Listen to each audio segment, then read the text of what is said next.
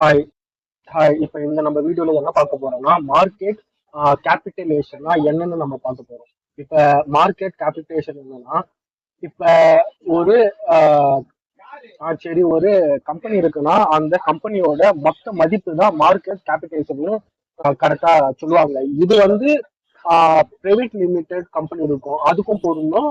அதுக்கப்புறம் public limited company இருக்கும், அதுக்கும் பொருந்தும். இப்ப நம்ம இந்த எக்ஸாம்பிள்ல பாக்குறது வந்து பப்ளிக் லிமிடெட். இப்ப நம்ம இந்த எக்ஸாம்பிள்ல பாக்குறது வந்து பப்ளிக் லிமிடெட் கம்பெனி. பட் இது எப்படின்ட்டு நான் எவ்வளவு சிம்பிளா எக்ஸ்பிளைன் பண்ண முடியுமோ நான் எக்ஸ்பிளைன் பண்றேன். இப்ப ஒரு கம்பெனி இருக்கு, அந்த கம்பெனியோட டோட்டல் ஷேர் வந்து 2 lakhs ஷேர் இருக்கு. இப்போ உதாரணத்துக்கு டாடா கம்பெனி, ரிலையன்ஸ், அதுக்கப்புறம் அதானி, அந்த மாதிரி நீங்க எந்த கம்பெனியா எடுத்துக்கோங்க, அந்த கம்பெனியோட மொத்த ஸ்டாக், அந்த கம்பெனி கிட்ட எவ்வளவு ஸ்டாக் இருக்கு அதுதான் இங்க குறிக்குது. அதாவது total number of outstanding share. இந்த எக்ஸாம்பிள்ல நான் ஒரு எக்ஸாம்பிளுக்கு எடுத்துருக்கிறேன், உங்களுக்கு எப்படி எக்ஸ்பிளைன் பண்ணதுக்கோசம் கரெக்டா எக்ஸாம்பிளுக்கு நான் எடுத்திருக்கிறேன். இப்ப நீங்க ஒரு கம்பெனி எடுத்தீங்கன்னா அந்த கம்பெனியோட மொத்த ஷேரு, அதாவது மொத்த ஷேரு அந்த கம்பெனில இருந்து 2 lakhs இருக்கு. அந்த சரி, அந்த கம்பெனியோட ஸ்டாக் பிரைஸ், அதாவது ஸ்டாக் பிரைஸ் வந்து மாறும். மார்க்கெட் அப் அண்ட் டவுன் இருக்கிறதால இறங்கும்.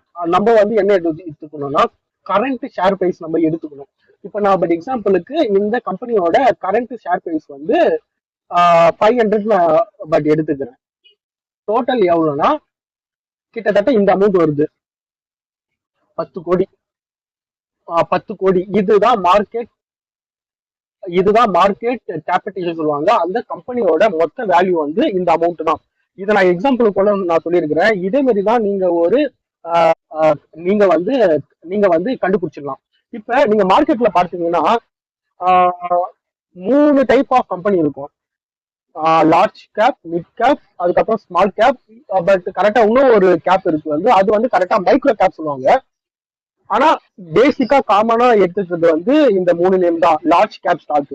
இப்ப லார்ஜ் கேப் ஸ்டாக்னா என்ன, அவங்க அந்த இப்போ ஒரு கம்பெனியை பார்த்து இது லார்ஜ் கேப்பா கரெக்டா மிட் கேப்பான்ட்டு அவங்க எப்படி கண்டுபிடிக்கிறதுனா, அது சிம்பிள். ஒரு கம்பெனியோட மார்க்கெட் கேபிட்டலேஷன் கரெக்டா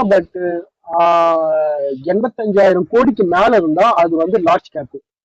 மிட் கேப்னா கரெக்டா மீடியம் லெவல் கம்பெனி சொல்லுவாங்க.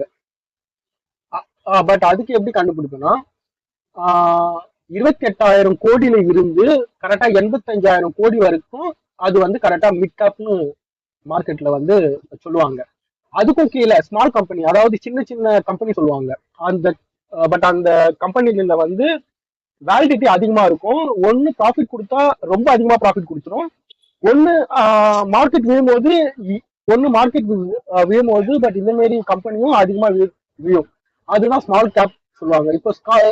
இப்போ வந்து கரெக்டா ஸ்மால் கேப் என்ன சொல்லுவாங்க, 58,000 crore இருக்குதெல்லாம், அதாவது 28,000 கோடிக்கு கீழே இருக்குது இதெல்லாம் ஸ்மால் கேப் கம்பெனின்னு சொல்லுவாங்க. இதுதான் ஒரு சின்ன எக்ஸாம்பிள். மார்க்கெட் கேபிட்டேஷன்னா என்னன்ட்டு ஒரு சின்ன எக்ஸாம்பிள். பட் இதுக்கு முன்னாடி எங்க ஆஃபீஸ்க்கு ஒரு கிளைண்ட் வந்தாரு. அவருக்கு சும்மா ஜஸ்ட் நான் வந்து எக்ஸ்பிளைன் பண்ண இந்த எக்ஸல் போட்டு வச்சேன்.